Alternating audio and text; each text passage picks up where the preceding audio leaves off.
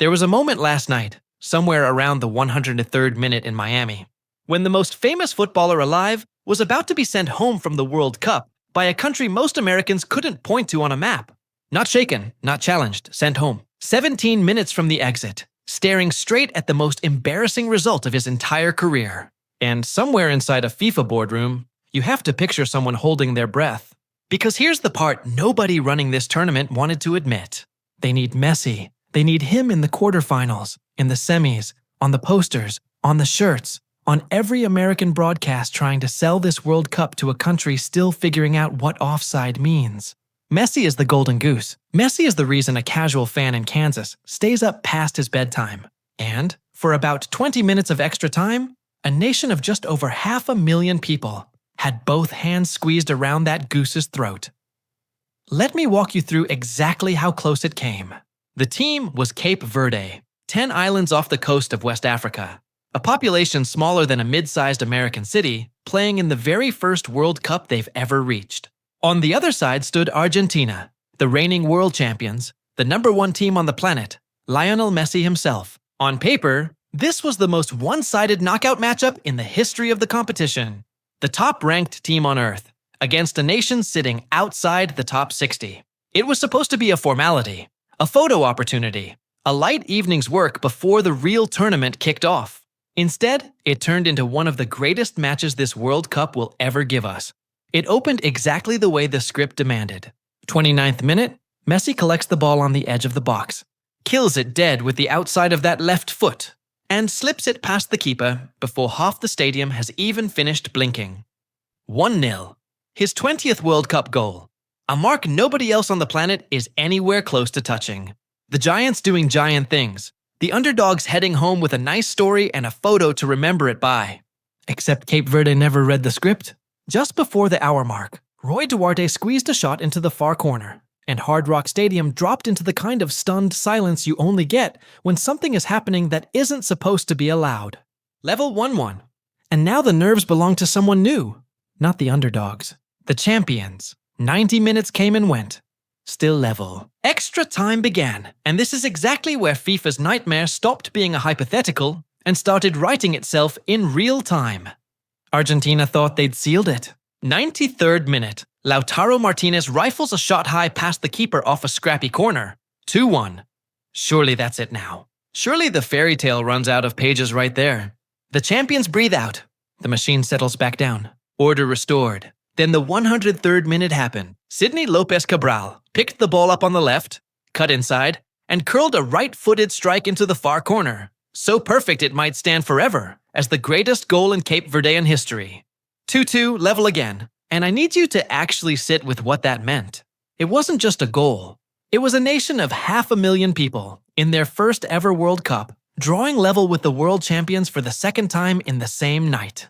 Extra time, a penalty shootout, a coin flip, pure chaos sliding into view. The most decorated team in the sport, Messi included, was 17 minutes from being knocked out by a country younger than most of the people watching it unfold. That is the biggest shock in World Cup history, sitting right there, loaded, finger on the trigger. And football, being the cruel thing it always is, wouldn't let them pull it off. 111th minute, Messi swings a set piece into the box. Cristian Romero rises for it, and the ball deflects off Cape Verde defender Diego Bures and past his own keeper. An own goal, 3-2. After everything, after 2 comebacks, after 120 minutes of throwing their bodies in front of the best team on the planet, the goal that finally beat Cape Verde was scored by Cape Verde. There's no crueler way for a dream like that to end. And still, they came forward for one more. Even after the own goal, even with their legs completely gone.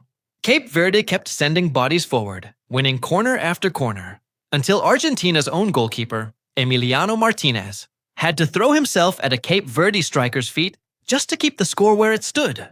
In the dying seconds, a loose ball dropped in the 6-yard box with the goal wide open, and the offside flag went up by the thinnest margin. By the time the final whistle came, Argentine players were collapsing to the turf with cramp. 120 minutes deep into the Miami Heat, physically drained by a team they were supposed to sweep aside before dinner. Now let's take this seriously for a second, because it would be easy to file this under plucky losers and move on. And that would be an insult to what actually happened on that field. Cape Verde didn't get lucky. They created almost nothing going forward all night. The expected goals numbers were laughably lopsided, somewhere around 2.16 for Argentina and 0.45 for them. And they still dragged the world champions to the absolute edge. Because at the other end stood a 40-year-old free agent named Vozinha, who made 8 saves and pulled off stop after stop that had no business staying out, including denying a dangerous free kick that should have settled the whole thing. This is the same Vozinha, the same team, that walked out of a group containing Spain, Uruguay, and Saudi Arabia unbeaten. This wasn't a fluke. This was a footballing nation the rest of the world simply hadn't gotten around to noticing yet.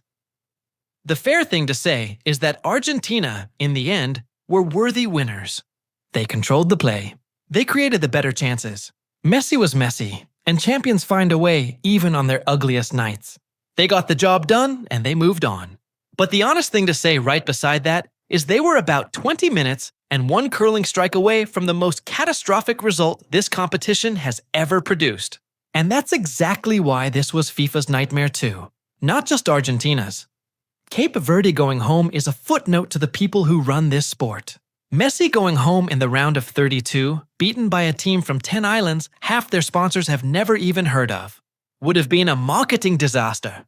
The face of the entire tournament. The single biggest draw in the host country. Gone before the knockout rounds even got interesting. Remember where this World Cup is being played? Largely on American soil, in the exact market FIFA has spent years trying to break into. With Messi playing his club football an hour up the road at Inter Miami, he isn't just a great player at this tournament. He is the entire pitch to a casual American audience. The name on the shirt they'll actually go by. Ticket demand, television numbers, the whole sales machine. All of it leaning on one 38-year-old staying alive in the bracket.